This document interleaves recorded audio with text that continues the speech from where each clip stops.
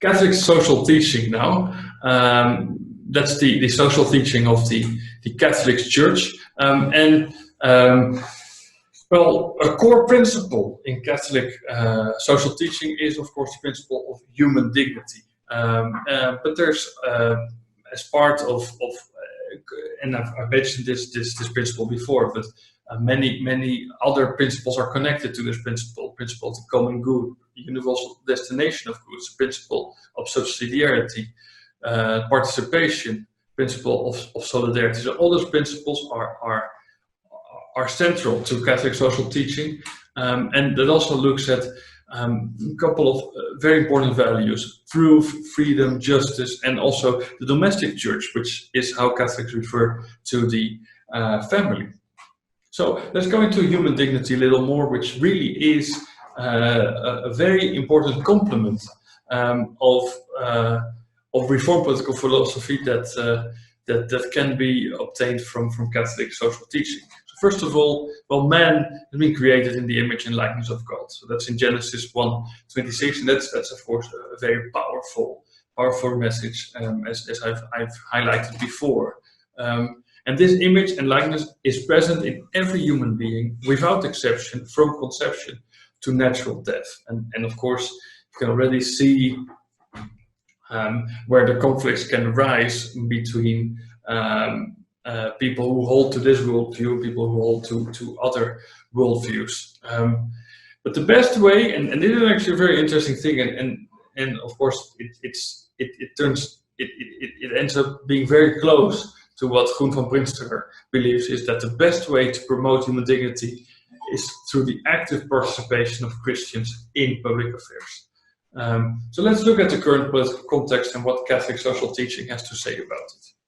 So today, Christians are fighting and losing many fights in public affairs, on abortion, stem cell research, integrative of the traditional family, euthanasia, divorce, etc.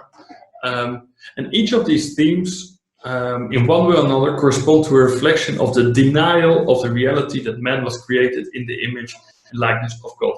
So what this means is that human dignity, when people don't hold this principle to be true, to be valuable, to be important, then of course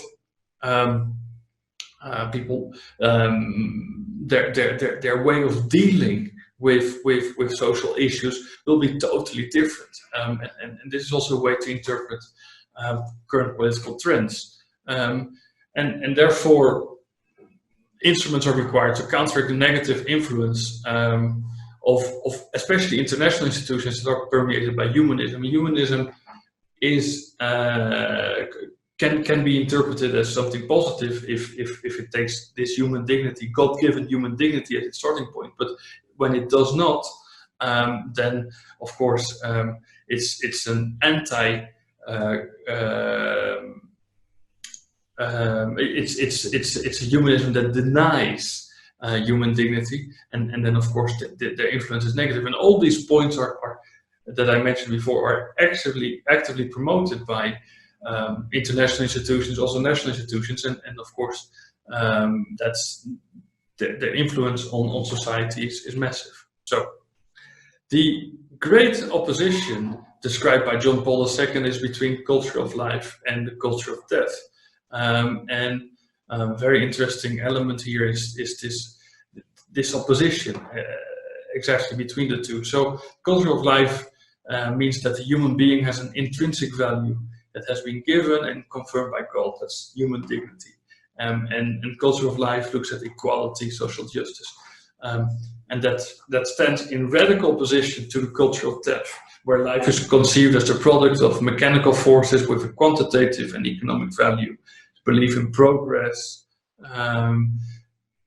and this justification of abortion and euthanasia based on the conception of the social utility of life. So if you consider life not as having infinite value because of the human dignity of each human life, but you just look at what the social utility of life is, then it's a very easy step to allow culture of death, to stop life at different stages, and that's how these important things like abortion and euthanasia find a justification. integral mission now. Integral mission really was started in 1974 by the Lausanne movement. The great thinker behind it was the Latin American theologian René Padilla, who really was very influential in promoting this perspective. And this is really a perspective that tries to convert the evangelical world to the importance of social justice. And so what these efforts do, these thinkers do, is they really emphasize the importance of social justice and place it at the center of the gospel. So, and they say, well, we've been looking at the gospel the wrong way, or in a way that's way too limited. We've only looked at individual conversion, but we've not looked at the meaning of the gospel beyond individual conversion. And the meaning of the gospel beyond individual conversion is precisely the promotion of social justice. And so really this is a holistic understanding of the gospel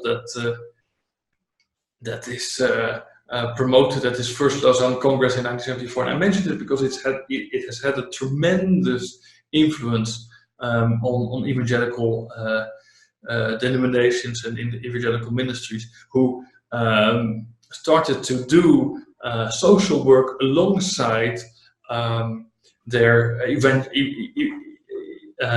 evangelism, and holistic ministry continues to be very, very, very influential in the evangelical world, and it really was, in that sense, a paradigm shift, and really the beginning of an awakening of evangelical social conscience in the world.